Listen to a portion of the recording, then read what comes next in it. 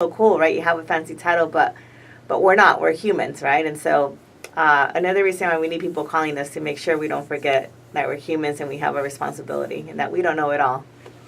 And on top of the governor, do you guys get to chat with the congressperson of our state?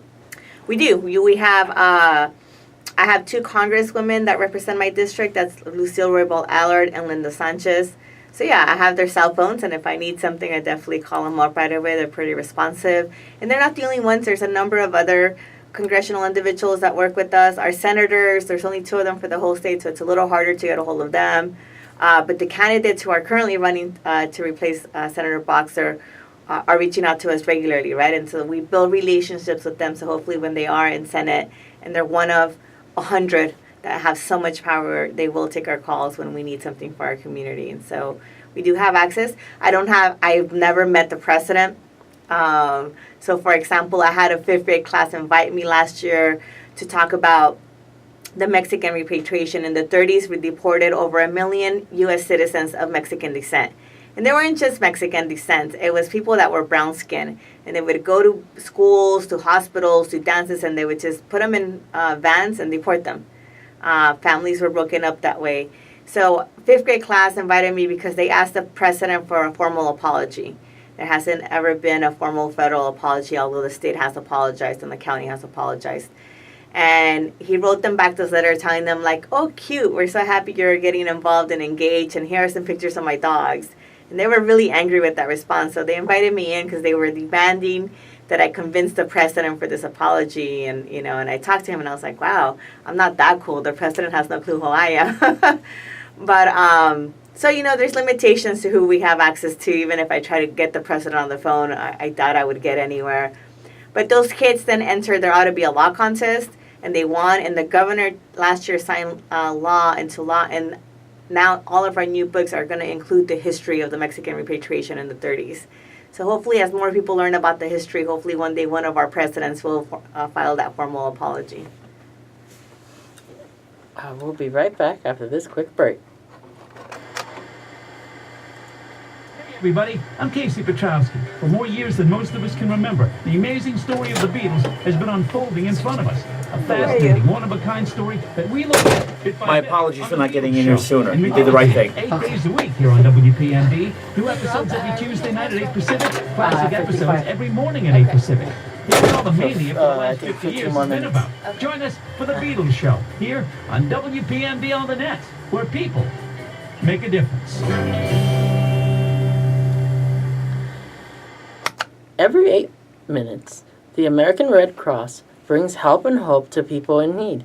Thanks to the support of every heroes like you, the Red Cross is able to respond to disasters, big and small, support military families, help ensure that blood is available when needed, and teach life-saving skills like CPR and first aid. Be a hero. Donate today. Visit redcross.org or call 1-800-RED-CROSS. I'm Marlene, and I'm lucky. I have macular degeneration. That's when the blood vessels in your eyes leak, and you can see blind spots in front of you. Eventually, you can go blind. Smokers are a lot more likely to get macular degeneration, and I smoked. I'm lucky because there's a treatment for it. Every month, I sit in a chair with my eyes held open by a retractor. Then the doctor takes a needle and injects medicine right into my eyes. The first time the needle went in, it sounded like an egg cracking. Every time I feel that needle in my eyeball, I wonder why I ever put that cigarette in my mouth. My tip is, smoking wasn't worth going through all this. And I'm the lucky one. Smoking can cause macular degeneration. You can quit. For free help, call 1-800-QUIT-NOW. A message from the Centers for Disease Control and Prevention. And we are back here on the Falcon Spotlight, ladies and gentlemen. I'm your host, Rob Flores, here at Cerritos College, WPMD Studios, at Norwalk, California. This is the studio where people make a difference. And I am back here with my guests. In addition to, everything that you do, also, do you have siblings? Yeah, so I have 3 older brothers and a younger sister. My younger sister is now the city clerk in the city of Long Beach, so very engaged in the government system through the bureaucratic side of things. My 3 older brothers are not at all involved in anything to do with government or politics, but are very supportive and are businessmen out there doing their thing. My parents still live in Bell Gardens. They live about a mile away from me. And so it's really nice because when I come home, I spend the weekdays in Sacramento and the weekends in the district. So when I come home, I get to go home to visit with them and have some good food. Cool. Yeah, I got to live in Bell Gardens for a little while. I moved a couple of times when I was a kid. Because I was born in Huntington Park, and then my parents moved to Southgate, and then we were in Bell Gardens for a bit, and South Central as well, and then eventually that's where I stayed in Linwood since like 5th grade. So I got to move around. Yeah, it's a lot of moving. Yeah, yeah, being the new kid for each time, it was tough at first. I can definitely imagine just even getting to the legislature. I was the new kid, and I was the kid that was not supposed to be there. I upset the system, and so it was definitely hard at first because no one wants to let you into the little clique at the beginning. Being in the state legislature is not very different than being in high school. There's cliques, there's the cool kids, there's the nerdy kids, there's the kids that are kind of like have all the power, and everyone wants to be like them, even if in my head they're not really that cool, but so it's not very different. And who have been like your mentors? Because I know that, for many people, mentors have played a vital role in their life. Did you have any mentors, people who inspired you, even if you didn't personally know them? Yeah, my sister's only a year younger than I am, but she's been a mentor. She's the one that kind of reminded me I had a responsibility.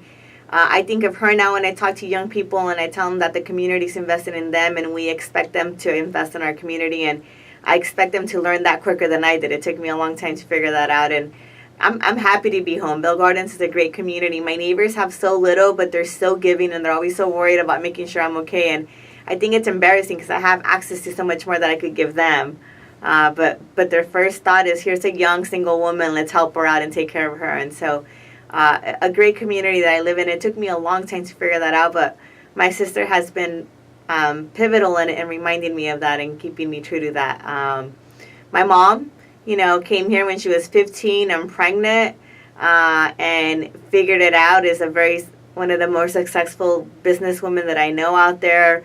At some point she was divorced with 4 kids and pregnant with my sister, and on welfare, and really struggled, but eventually she got her own business and put us all through college. And so my mom has been a great inspiration of perseverance and not caring what other people think, and it's okay to be a strong, independent woman. And so I think that's been great. And in my job now, I turn to our previous leaders like Hilda Solis, who's now our county supervisors, Marta Scutia, who is a great senator in the area here before me, our previous county supervisor, also Gloria Molina, these strong women who were out there, telling the men that they belonged here, and they didn't just belong here, they became leaders for the whole state and for community. So having women like that who didn't care, who had even less support than I do now, has been really an inspiration to me.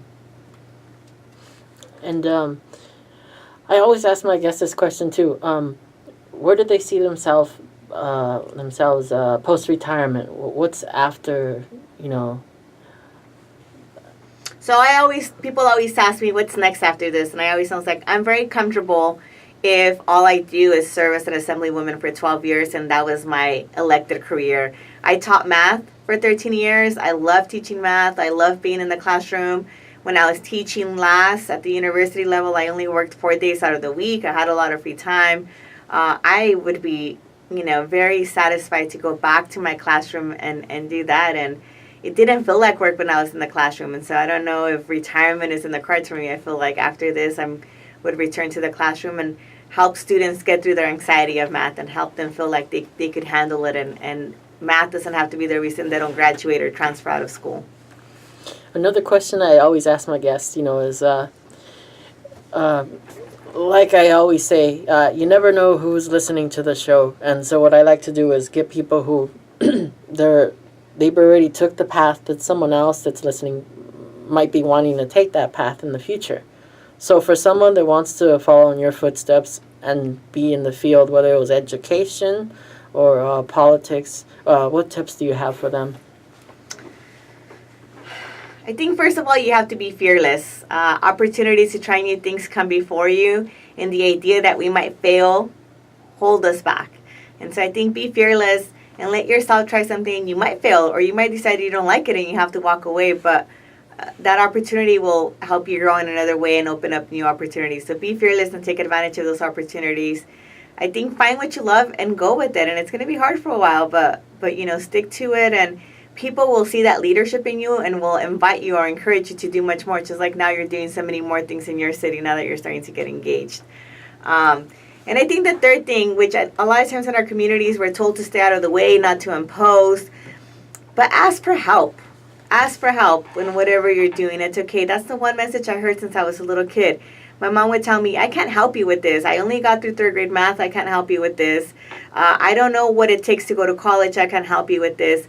But go to school and find an adult and ask them for help, because they clearly figured it out. And so ask them for help. So in whatever field you're at, look around and ask someone to be your mentor, and then ask them for help. Mentors don't come to you and say, here, let me mentor you. Sometimes they do, but most of the time it's someone saying, hey, I need a mentor, help me. Remind us that we have to do that. And so don't be shy. Don't be shy about asking for help.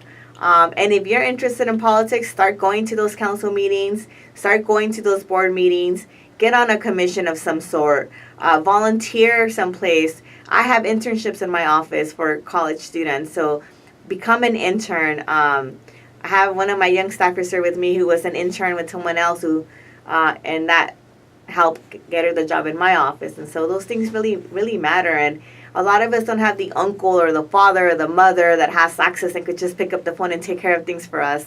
But there's a lot of people in the community who have made it, who have taken those steps, who will help you. You just have to pick up the phone, because a lot of things are pulling at us. And so if you're not calling us, we don't know that you need this help. That's a great thing also, is networking, just to try to, further succeed as well. Sometimes having colleagues and stuff that have the same interests as you, it can be cool as well.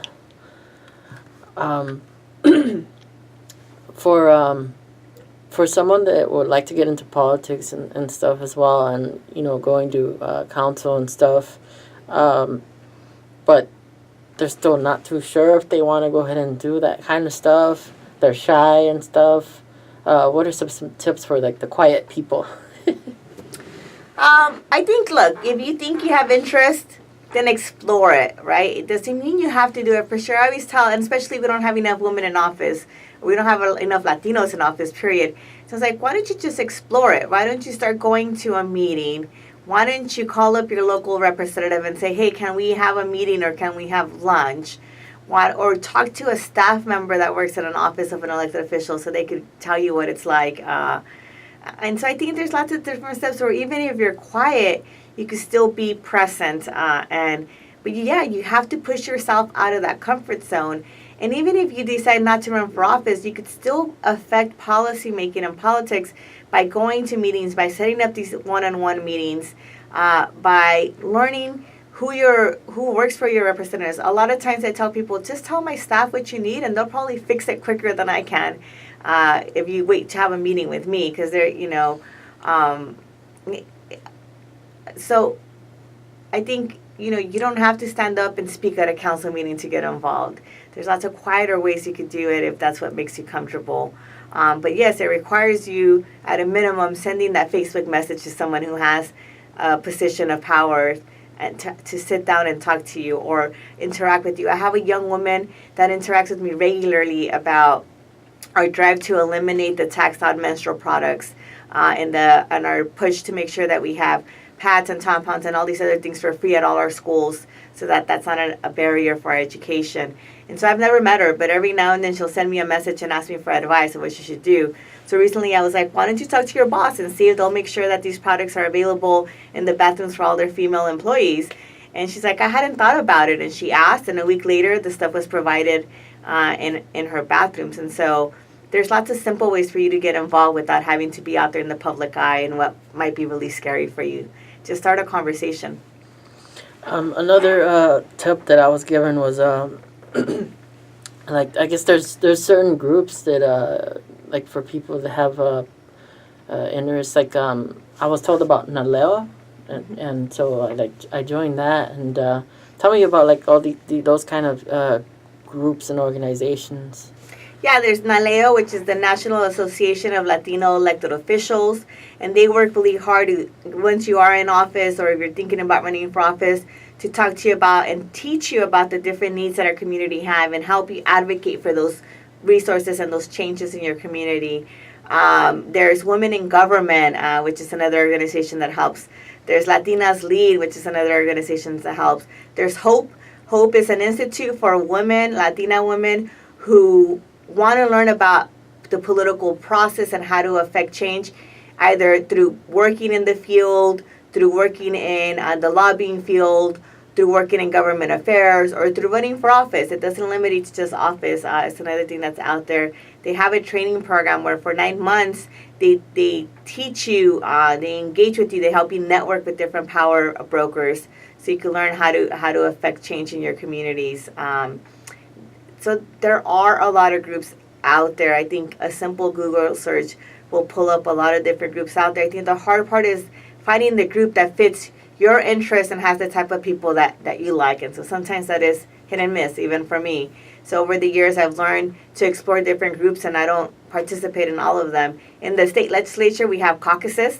These are just like clubs of like-minded individuals, and we're going to fight for like-minded issues. So we have the Latino caucus, and I work with them a lot on making sure we have access to the UCs right now. We have a big issue with that. We have the Women's Caucus, which I'm a vice chair of, and I work a lot there to make sure that especially women of color are being represented, and we're fighting for their issues. We have an Asian caucus. We have a Black caucus. And so in the state legislature, we have what is like a club, and we come together and we advocate for issues together on a regular basis. And so, you know, and they encourage us to get involved in other national groups that are out there. You know, another great thing, too, is, you know, even when I interviewed some people from law enforcement, and I'm sure the same applies for, like, politics, these particular fields, you don't necessarily have to have the degree in that field. Like, you bumped into politicians that have, like, degrees that have, like, totally separate things to do with, like, politics and stuff. Well, I'm a math teacher, and my degree is math, and so I don't think anyone would think that there's anything to do with politics and that other than counting your votes to make sure your ideas are going to get through into the governor. But I think being a politician is not about what degree you have. It's about, can you connect with the community, and can you go out and be their voice and represent them and be effective enough to be the change agent in that community. And so I don't think you need to have this traditional path where if I studied politics or I studied law to be in these fields, or I studied criminal justice to become a cop, right? I think once you decide that you want a certain area, yes, there's more homework that I've had to do as a politician now to figure out how government works and classes that I take sometimes, but that doesn't have to be what you studied. You're not limited to what you studied. I think if I was limited to I studied math, I definitely wouldn't be in the field that I am today. We are down to our final 2 minutes, but, you know, I am curious, especially for myself, because since, like, I've also studied, you know, journalism, and I guess for journalism it's a little tough because, like, you can't, like, interview, I guess, like, when you're doing a story, like, you can't have, like, ties or anything, like, let's say for a club on campus, if you were part of a club, you can't interview it, and one of the, I guess when they had, like, ethics workshop, they talked about how you can't be in, like, the public light, and so I'm kind of confused what if I'm interested now in, like, both the media, but at the same time being able to do political stuff at the same time? Is it possible to, have you ever met people that are in both worlds? Yeah, and you have people who were previously hosts of radio shows who are elected officials. Oh, wow. I think what's hard is making sure that you keep the lives separate, right? So if you have interest in running for office, let's say, that you're not abusing of the space on your radio show just to promote yourself for that public office. So I think being really disciplined to separate things, to say, you know what, today there is a conflict of interest, so I can't do this, is what's harder. But I don't think it limits you. We can't limit it. You're a constituent. You vote. You have ideas. People who are in the radio industry have particular needs that should be advocated for. So I don't think it's a complete removal or separation that you do, because you should be part of the decision making somehow. We want to make sure that you have a voice, but it's making sure you're not abusing of that power, because you have this special power here, and you combining it together can be really dangerous, right? And making sure you are trying to be as unbiased as possible and presenting the media. The more you're engaged in politics, sometimes it does get harder because you are going to be advocating for certain things. But, I don't think it's impossible, and I don't think we should expect that of you, actually. I think it's irresponsible to expect that you're going to not do any of this political stuff because you're a journalist. I don't think anyone should have to be a martyr that way. Well, I want to thank you for taking the time to be here on the Falcon Spotlight. Thank you for having me. It's always fun. And for the students out there listening, know that we do have internships in my office. They're semester longs, and they would be great ways for you to learn how government works and how the state assembly works. But if not, if you need help with anything, give us a holler. Thank you very much. And ladies and gentlemen, this concludes today's special broadcast of Falcon Spotlight. Until next time, folks.